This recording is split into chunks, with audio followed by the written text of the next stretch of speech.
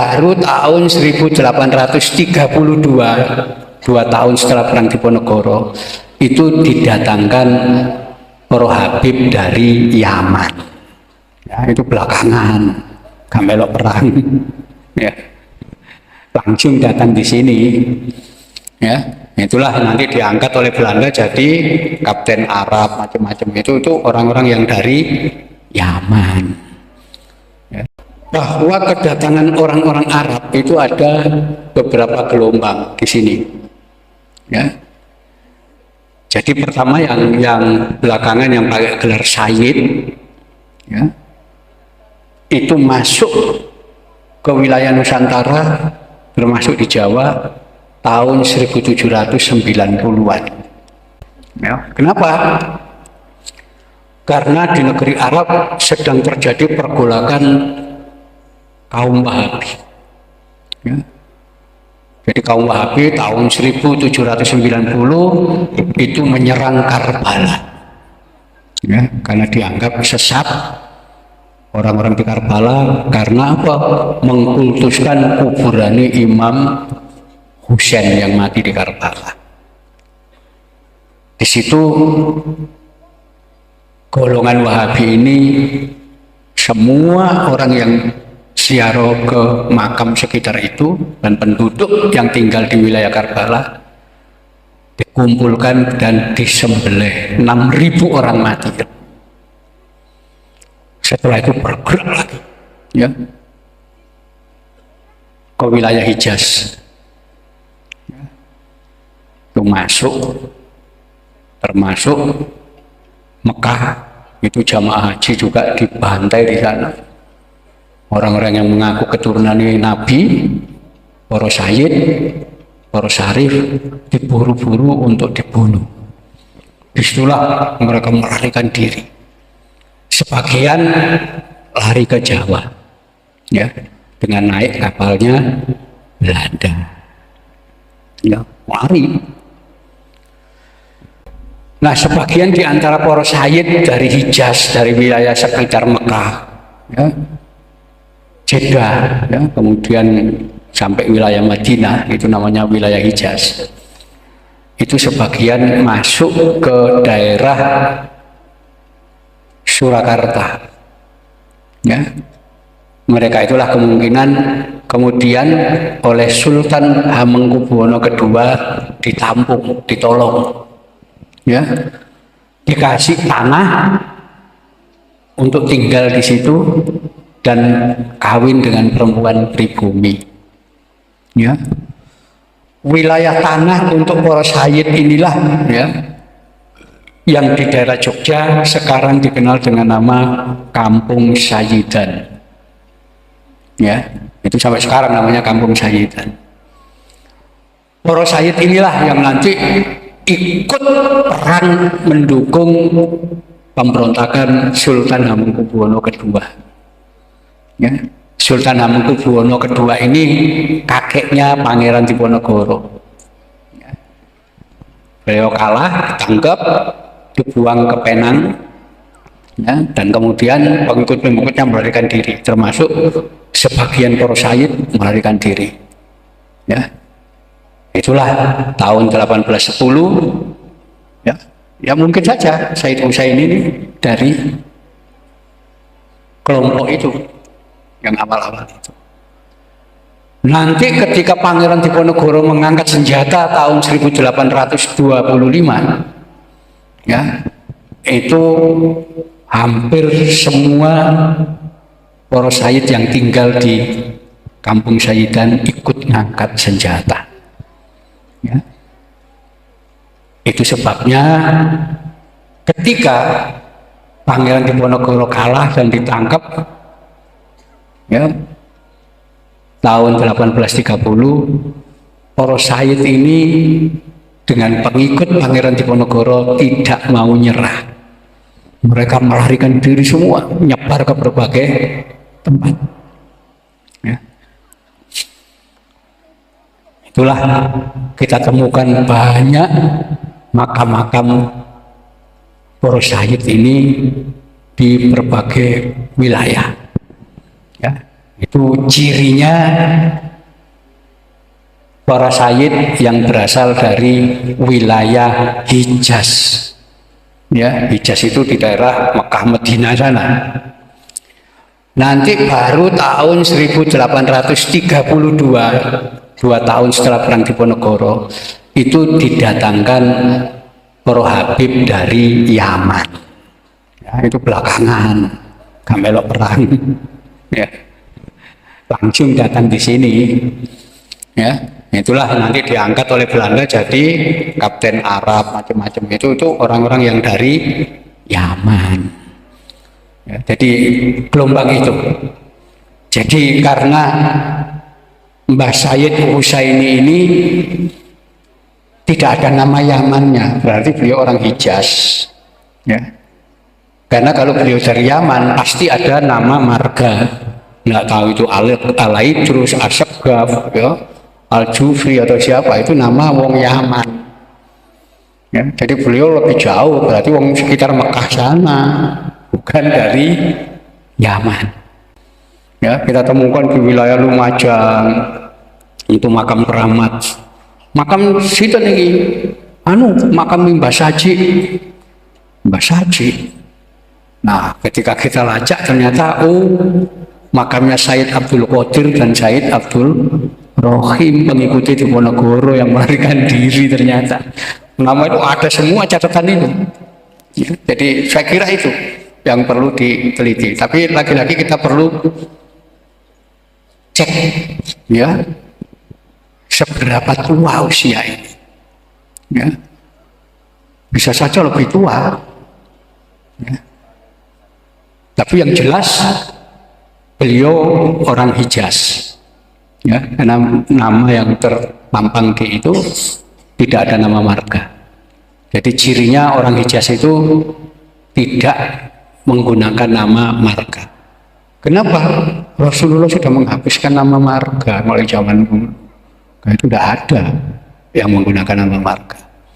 Ya, jadi sebabnya kalau orang masih punya nama marga berarti bukan wong Hijaz, bukan wong Mekah Medina sana, pasti wong luar. Tidak tahu wong Libanon, tidak tahu wong Yaman, tidak tahu wong ini, pasti masih ada nama marganya. Nah itu, ya. Nah itu sebabnya kiai-kiai di Indonesia itu bergurunya kepada Sayyid dari Hijaz. Ya. Salah satunya siapa? Sayyid Maliki Al-Hasani, itu orang Hijaz, ya, orang Mekah sana. Jadi itu di situ latar belakangnya. Nah, jadi ada beberapa gelombang nanti kedatangan orang-orang Arab, termasuk Cino. Ya. Cino itu yang datang di sini mulai zaman Mojopahit, zaman Singosari, itu Muslim semua, nggak ada. Ya. Nanti baru tahun 1720 VOC mendatangkan Cino agama Konghucu. Ya, itu baru belakangan zaman VOC. Ya, aslinya Cino Muslim semua. Ketika orang Indonesia masih belum Islam, Cino masih Islam dulu. Ya, jadi itu awal-awal. Ya. Nanti orang-orang Cina Konghucu itu yang disebut orang-orang Hokkien. Ya. Nanti kira-kira tahun 1864 datang lagi orang Cina Hakka, ya, gelombang berikutnya, yaitu wong Cina sing agamane Kristen, yaitu belakangan. Ya. Karena dianggap orang baru dan agamane Kristen, orang-orang Cina Hokkien ini gak seneng. Ya, kalau Cina agamane Kristen, karena itu mereka memberi sebutan orang-orang Cina Hakka ini dengan sebutan orang asing, wong asing atau tamu baru, ya, orang baru, wong asing. Nah, basa Hokkien, orang asing atau tamu baru, ya, tamu dari luar, itu basa Hokkien ini Sinhe. Wong Jawa gak bisa ngomong sinhe, singke, ya itu bedanya. Ya. Cina sing agama Kristen itu disebut sinhe atau singke. Ya. Nah itu gelombang kedatangan orang-orang Cina di sini sama seperti Arab, gelombang-gelombang. Ya, tadi tetap aja orang-orang di Nusantara ini mulai zaman kuno ya penguasa ini tetap pribumi. Ya. Baru belakangan aja pribumi ini rotok gak kuasa. Ya. Kerja di mana-mana hanya sebagai TKI. Ya, tadi buruh loh. Ya, padahal dulu enggak. Ya, penguasa di berbagai negara dunia itu biasanya wong Jawa. Ya, wong Jawa itu dalam sejarah pernah mendirikan kerajaan Angkor di Kamboja. Ya, sampai sekarang rojo-rojo Kamboja itu turunan Jayawarman kedua wong Jawa. Ya. Di Thailand itu juga begitu. Kerajaan itu didirikan orang dari Suwarnabhumi, Sumatera. Dan itu dinastinya Suwarnabhumi. Ya, nanti di situ. Nanti di wilayah Madagaskar di Afrika Timur itu juga ada pulau besar namanya Madagaskar, negara Madagaskar. Itu penduduknya bukan negro tapi wong kulitnya coklat. Ya.